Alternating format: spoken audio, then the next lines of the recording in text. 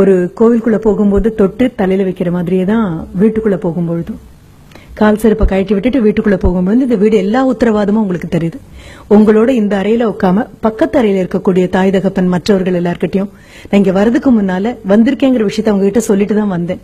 இன்னொன்னு சொன்னேன், திரும்பி போகும்போது மறுபடியும் உங்ககிட்ட சொல்லிட்டு போறேன் அப்படின்னு. அப்பா அம்மாவா இருக்கிறது இந்த வயசுல உங்களுக்கு புரியாது. எந்த பொருளையும் அனுபவிக்கிற வரைக்கும் அதனுடைய தேவை நம்ம உணர்ந்ததே கிடையாது. ஒரு இடது கைக்கு ஏதாவது ஒரு பிரச்சனை வந்து அந்த கை உங்க கூட வராது கொஞ்ச நாளைக்கு அப்படின்னு கையில ஒரு ஊஞ்சல கட்டி கழுத்துல மாட்டி உங்களை ஒரு ஆர்த்தோபெடிக் சர்ஜன் ஒரு 10 நாளைக்கு விட்டார் அப்படின்னா ஒத்த கையால தலை சீவும் போதுதான் உங்களுக்கு எல்லாம் தெரியும். தலை சீவும் பொழுதுல இந்த ஒரு கை தான் சீப்பை பிடிச்சிட்டு இருக்கும். இது என்னமோ பெரிய காரியம் பண்ண மாதிரி இந்த கை கூட கூட வந்துட்டே இருக்கும். ஒத்த கையால பொத்தான் போடும் பொழுதுதான் ஓஹோ இந்த கை தேவைப்படுமா அப்படின்னு. ஆக ஒரு பொருள் இருக்கிற வரைக்கும் அதோட அருமை தெரியாது. அப்பா அம்மாவும் பெரும்பாலும் அப்படியேதான், மூச்சு காற்று மாதிரி தான். மூச்சு விடும் போதெல்லாம் ஆஹா மூச்சு காற்று உனக்கு மிக்க நன்றி, நான் என்ன சுவாசிக்கிறேன் சொல்ல போறோமா என்ன? கண்டிப்பா மாட்டோம். மூச்சு அடிச்சா மட்டும்தான் பக்கம் பக்கமா திரும்புவோம், ஐயோ காத்து கிடைக்கலப்பா அப்படின்னு. அப்பா அம்மாவும் அதேதான். அந்த அறையில உட்கார்ந்துருக்காங்க. அஸ்திவாரங்கள் ஒரு நாளும் அழகா இருக்காது. இது வந்திருக்கிற குழந்தைங்க முதல்ல புரிஞ்சுக்கோங்க. நீங்க நினைக்கிற மாதிரி இது எங்க அம்மா இது எங்க அப்பா அப்படின்னு சொல்லி எல்லாரும் முன்னாலையும் நீங்க அவங்களை எம்பி பார்த்து உயரமா அவங்களை பார்த்து மகிழ்ந்த நாட்கள் எல்லாம் இருக்கும்பொழுது நீங்க 3 வயசும் 4 வயசும் அவங்களுடைய முழங்கால் உயரம் கூட இல்லாம இருந்த நாட்கள் அது. அவங்களுடைய விரலை பிடிச்சுக்கிட்டு அவங்க விரல் நுனியால உலகத்தை பார்த்த நாட்கள். அப்புறம் இடுப்பு அளவு உயரம் வளர்ந்தீங்க, அப்புறம் தோள் வந்தீங்க. இப்ப தோளையும் தாண்டி தோளுக்கு மிஞ்சிய தோழர்களாகத்தான் இந்த வயசுல வந்து உட்கார்ந்துருக்கீங்க. இப்ப நீங்க நினைக்கிற மாதிரி உங்க அம்மாவும் அப்பாவும் ஒரு விளம்பரத்துல வரக்கூடிய தாய் தகப்பன் மாதிரி கண்டிப்பா இருக்க மாட்டாங்க. விளம்பரத்துல வரக்கூடிய தாய் தகப்பன் வேணா நீங்க டாலர் ஆகணும், ஸ்மார்ட்டர் ஆகணும், பிக்கர் ஆகணும் அப்படின்னு ஏதோ ஒண்ணு கலந்து உங்க கையில கொடுக்க காலியான அந்த குவளையில ஏதோ இருக்கிற மாதிரி விளம்பரத்துக்காக நடிச்சு குடிக்கலாம். ஆனா இந்த தாய் தகப்பன் அப்படி எல்லாம் கொண்டு வந்து கொடுக்கற தாய் தகப்பன் இல்ல. உங்ககிட்ட ஆட்டோகிராஃப் கேட்கிற தாய் தகப்பன் இல்ல. இல்ல உங்க நண்பன் கிட்ட பாடா எங்க அம்மா பாருப்பா எங்க அப்பா பாருப்பா இதெல்லாம் இல்ல. எப்படியும் 40-45 தொட்டிருப்பாங்க, இல்ல தொடக்கூடிய தூரத்துலதான் இருப்பாங்க. எப்படியோ அம்மாவுக்கு ஒரு முதுகு வலியோ முழங்கால் வலியோ வந்துட்டு போகும். சொல்லாம ஒரு தலைவலி வரும். கலகலன்னு சிரிச்சுட்டு ஓடிட்டு இருந்த ஒரு அம்மா, நீ திரும்பின பொழுதெல்லாம் உனக்கு விதவிதமா சமைச்சு கொடுத்துட்டு இருந்த அம்மா கொஞ்சம் ஸ்லோ டவுன் ஆக ஆரம்பிச்சிருப்பாங்க. சமையல் கட்டுல நின்னு 1 நிமிஷத்துக்கு 2 நிமிஷம் எங்க வச்சேனே தெரியல, இப்ப அடிக்கடி ஞாபகம் மறதி வருது அப்படின்னு சொல்லுவாங்க. ஃப்ரிட்ஜை திறந்து வச்சுட்டு ரொம்ப நேரம் அங்கேயே பாத்துட்டு இருப்பாங்க. என்னம்மா அப்படின்னு. அதுதான் எனக்கும் புரியல, ஏன் ஃப்ரிட்ஜை திறந்தேன்னு எனக்கு தெரியல அப்படின்னு. அப்பா என்ன பண்ணுவாரு, சென்டர் ஸ்டாண்ட் போட்டு வண்டியை நிறுத்திட்டு இருந்த அப்பாவுடைய தலைகொள்ளாம இருந்த முடியெல்லாம் பார்த்து நீ இப்படி அண்ணாந்து பார்த்தது உண்டு. எல்லாம் கொழிஞ்சு இப்ப முன்னெத்தி எல்லாம் பின்னெத்தி வரைக்கும் போயாச்சு. ஆக அப்படிப்பட்ட அப்பா இப்ப சைட் ஸ்டாண்ட் போட்டுட்டு வராரு. அப்படியே வந்து உட்காந்து அப்பா அப்படின்னு கால் நீட்டுறாரு. அம்மா ஓடி போயிட்டோம்ல தண்ணி கொண்டு வந்து கொடுக்குறாங்க. நகர்ந்து நின்னு பாருங்க, ஒன்னும் அவசரம் இல்ல, விலகி பாருங்க. பார்க்க பரிணாம வளர்ச்சியில தாயும் தகப்பனும் முதுமையை நோக்கி எப்படி போயிட்டே இருக்காங்கன்னு பாருங்க. அப்படி உட்கார்ந்துட்டு இருக்கக்கூடிய ஒரு அப்பா அப்படின்னு சொல்லும் பொழுது அப்பாவுடைய பார்வையில் நிறைய மாற்றம் வந்துச்சு. அம்மா அப்பாக்காக வேற மாதிரி சமைக்கிறாங்க. உங்களுக்கு ரோஸ்ட் போட்டு 4 பக்கம் நெய் ஊத்தி எண்ணெய் ஊத்தி எல்லாம் பண்ணி போதுமா முருகலா இருக்கா அப்படின்னு அந்த தோசைக்கல்ல விட்டு தோசை ஐயோ எடுத்துட்டு என்ன இதுக்கு மேல இருந்தா தீஞ்சு போயிருவேன் அதுவே எழுந்து வர அளவுக்கு அதை முருகலா பண்ணி கொண்டு வந்து கொடுத்து காதுல ஒரு பென்சில் மாதிரி ஒண்ணு வச்சுட்டு என்னப்பா உனக்கு வேணும் அப்படின்னு பக்தி பரவசத்தோட பாக்கும்போது இன்னொன்னு கூட அப்படின்னு சொல்லுவீங்க. ஆனா அப்பா தட்ட பாத்தீங்கன்னா இந்த முருகல் தோசை எல்லாம் போய் ரொம்ப நாள் ஆச்சு. ஒரு இட்லி பாத்திரம் மூடி எடுத்து வச்சு அம்மா மூடி வச்சு இது பண்ணிருப்பாங்க. கொஞ்சம் பாருங்க, அவங்களுக்கு வயசு மட்டுமே ஆகல, அந்த வயசு தேவையில்லாத நோய்களுக்கெல்லாம் மிகப்பெரிய விண்ணப்பமாகவும் கை நீட்டி உட்கார்ந்துருக்கு. அப்புறம் தேங்காய் சட்னி இல்லையா, தக்காளி சட்னி இல்லையா அப்படியெல்லாம் கேட்க கூட உங்களுக்கு தெரியாது.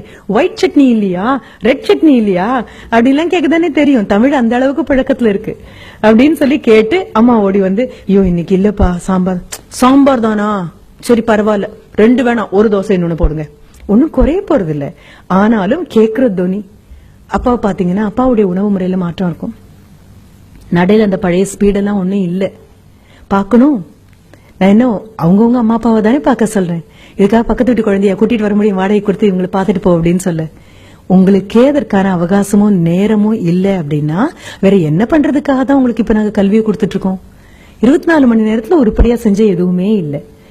ஆக திரும்பி பாருங்க, ஒண்ணும் இல்ல. இந்த 2 மாசமும் இத்தனை வருஷம் நீங்க ஓடி படித்ததாக ஒரு கதை சொல்லிட்டு இருந்தோம் இல்லையா, கதைதான்.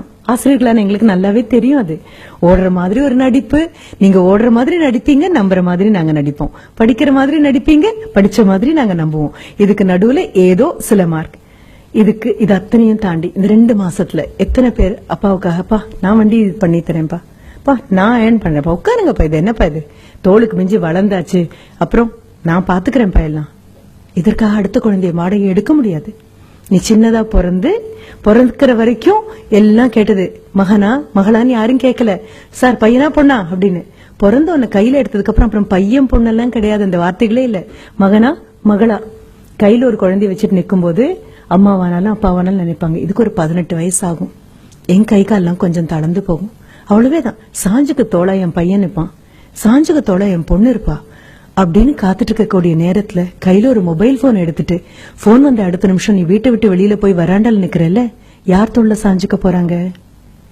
யோசிச்சு பாரு. ஒண்ணும் இல்ல, நான் சின்ன சின்ன விதைகளை மட்டும் தான், குற்றமே இல்ல. நமக்கு தெரியாது, நம்ம இன்னும் குழந்தைங்களா இருக்கும். அப்பா அம்மா முடிஞ்சதா, தாத்தா பாட்டின்னு வீட்டுல இருக்காங்க. இந்த தாத்தா பாட்டி பண்ண பெரும் தியாகம் தான் அப்பா அம்மாவா வந்திருக்கோம். அப்பாவும் அம்மாவும் பண்ண பெரும் தியாகம் தான் நீங்க இங்க வந்திருக்கீங்க. இது அத்தனையும் புரிஞ்சுக்கோங்க. அடுத்தது பள்ளிக்கூடத்துல இருக்கக்கூடிய அந்த ஆசிரியர்கள் ரொம்ப அழகா இருக்கும். எனக்கு ரொம்ப சந்தோஷமான அனுபவமாக நான் பகிர்ந்து கொள்ளக்கூடியது.